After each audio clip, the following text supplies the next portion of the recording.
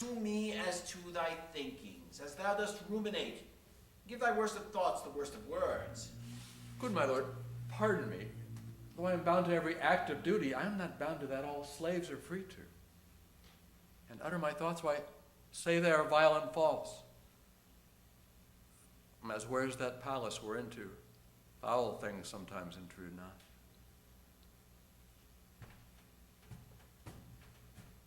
Thou dost conspire against thy friend, Iago, if thou thinkst him wronged, and makes his ear a stranger to thy thoughts. I do beseech you, though I perchance am vicious in my guess, as I confess it is my nature's play to spy into abuses, and oft my jealousy shares faults that are not.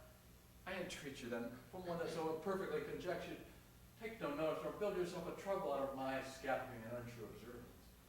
Yet we're not for your quiet nor your good, nor for my manhood, honesty, or wisdom, to let you know my thoughts. What dost thou mean? Good name in man and woman, dear my lord, is the immediate jewel of our souls. Who steals my purse steals trash. 'Tis something, nothing. 'Twas mine, 'tis his, and has been slave to thousands.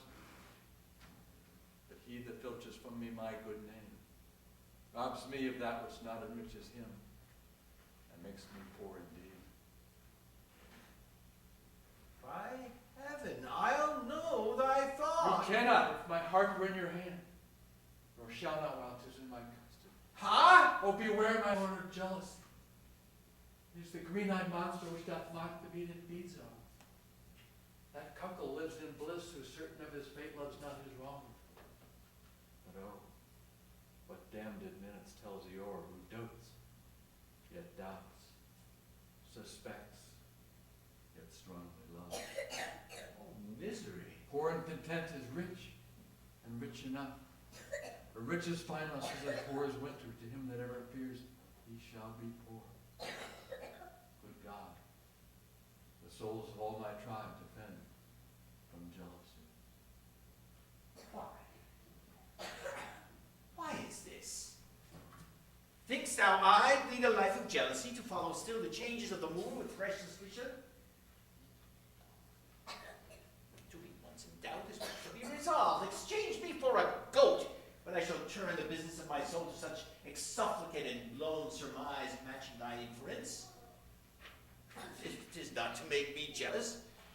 To say my wife is fair, loves company, feeds well, is free of speech, sings, plays, and dances well.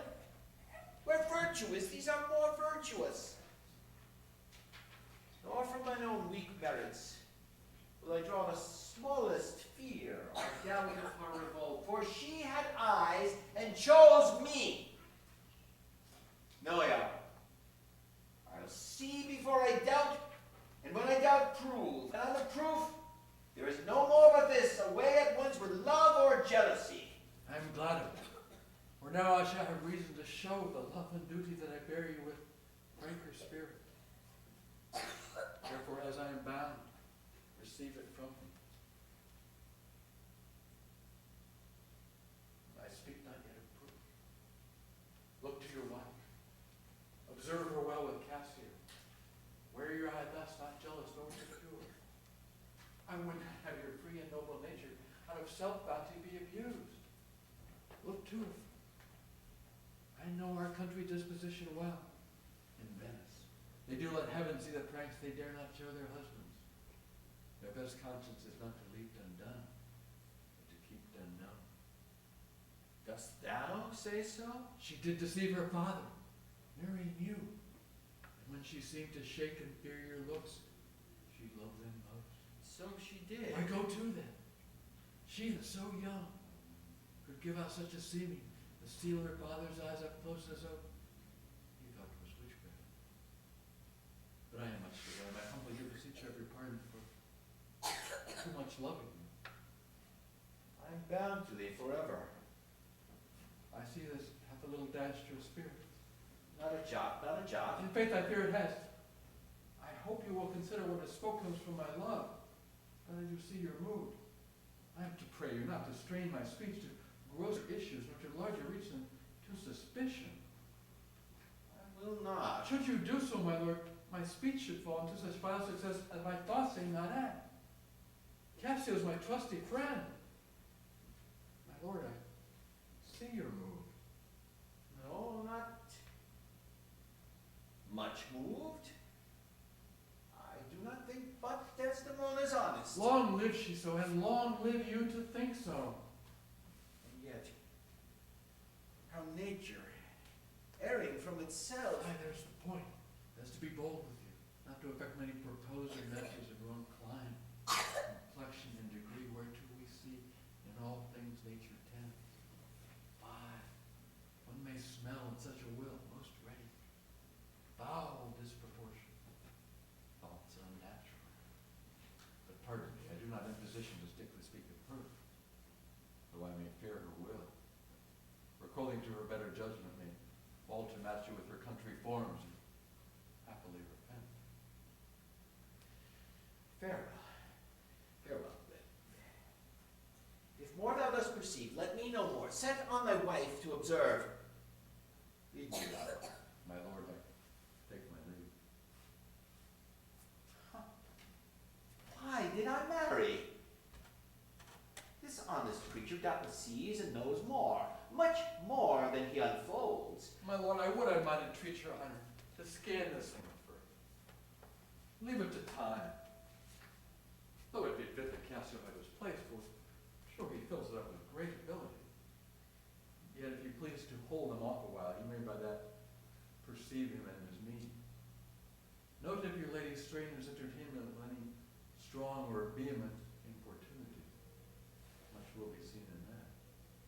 And in the meantime, let me be thought too busy in my fears, as worthy cause I have to fear I am. And hold her free, I do beseech her. Fear not my government. My lord, I once more take my leave.